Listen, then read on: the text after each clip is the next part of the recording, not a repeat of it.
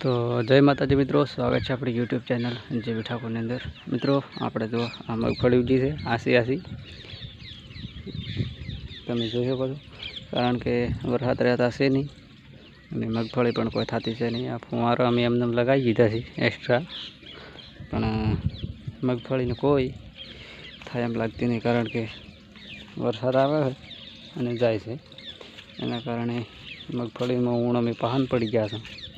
જેને છે અને ઘણી છે નથી, અને બહુ લોસા વાજી ગયા છે। લોસા એટલે બરોબરના લોસા વાગ્યા છે, અને એવું છે કે જે હોય ને એને